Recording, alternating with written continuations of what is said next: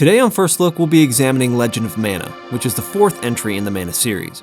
I'm personally a huge fan of Secret of Mana and Seiken Densetsu 3, both of which in my opinion successfully blend traditional RPG elements with a more exciting real-time battle system that can also be played cooperatively with friends.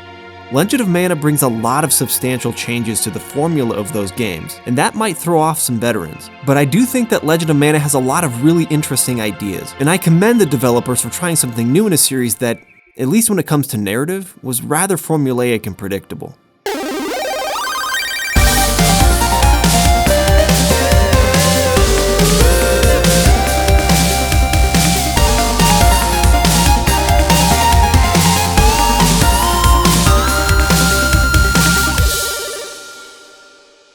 For anyone who's interested in picking up the game who's familiar with its predecessors like I was, it's probably important to establish relevant expectations.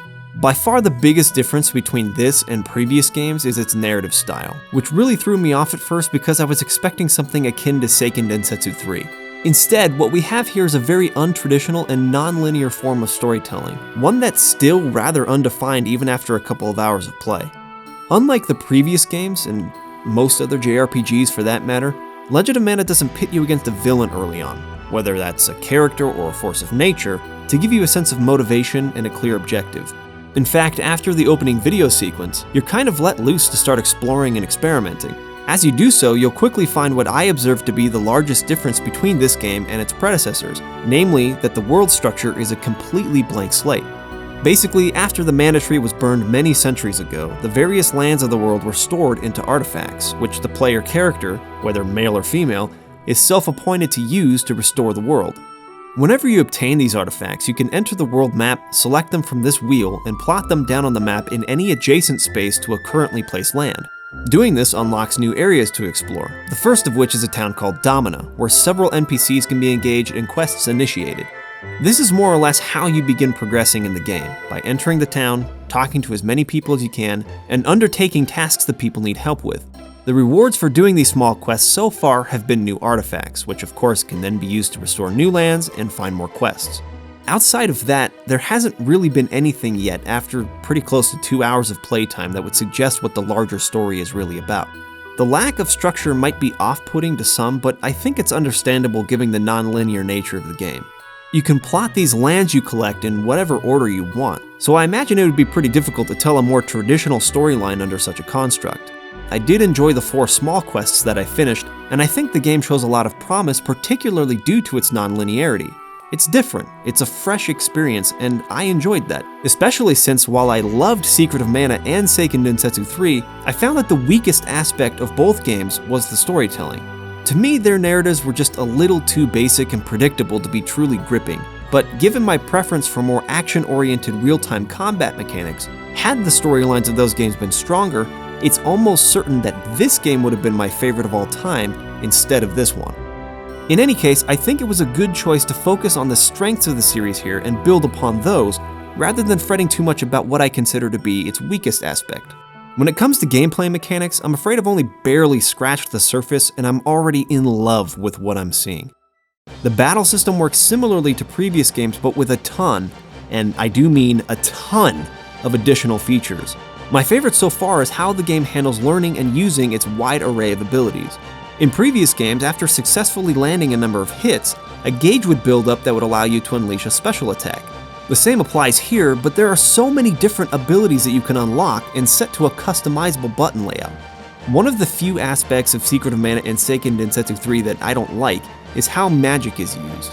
Basically, anytime you want to cast a spell, you had to pause the battle and use a scroll wheel to select your spell and cast it, and it constantly interrupted the flow of battle in a way that was grating to me.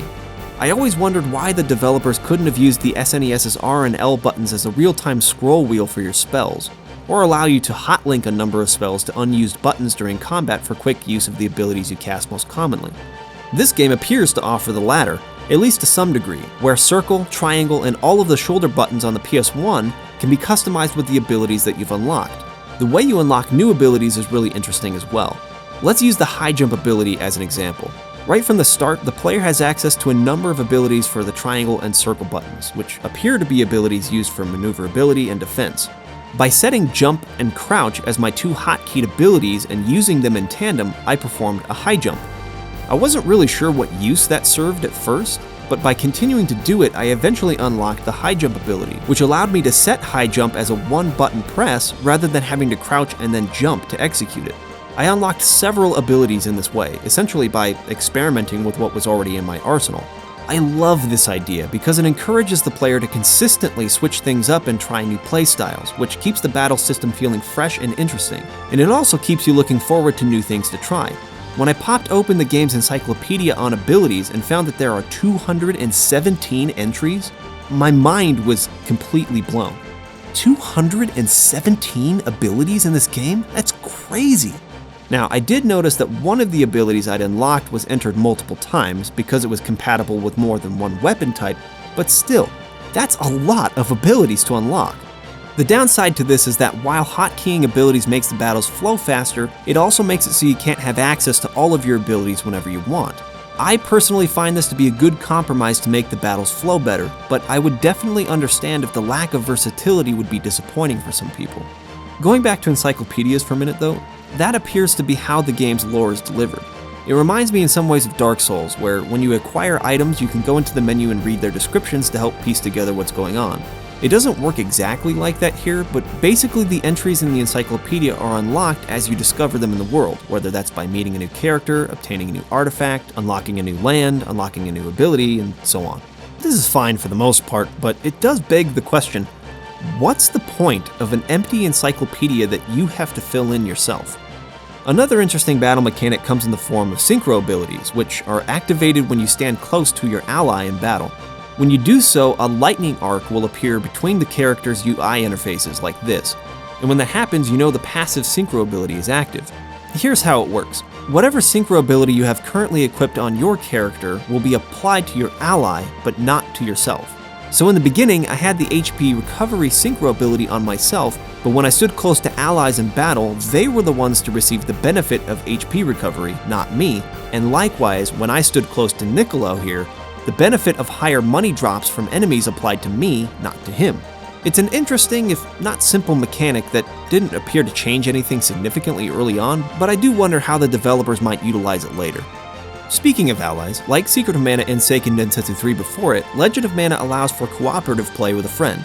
They can either take control of one of the NPC characters you recruit in the world, or if they have a save file, you can actually load their character into your game, similar to the idea of summoning other players in Dark Souls.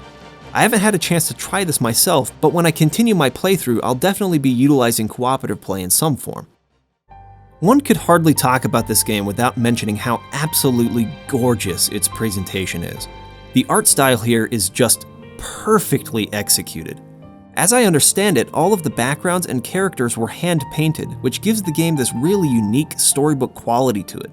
The animation and effects are also just exceptional. The animation in particular might just be the best I've ever seen in any 2D game from this era, especially the larger sprites. It's inspiring to see and brilliantly designed, to the point where almost every frame looks like a masterpiece, possessing this marvelous composition that just fills this entire game with life and charm. The music just proceeds to compound the effect, and is equally brilliant. This comes as no surprise, seeing it was done by Yoko Shimomura, who composed the OSTs for Street Fighter II, Breath of Fire, Live a Live, Front Mission, Super Mario RPG, Parasite Eve, the Kingdom Hearts series, Radiant Historia, and soon-to-be Final Fantasy XV. What I'm trying to say is she's a magnificent composer, and the music here is predictably wonderful.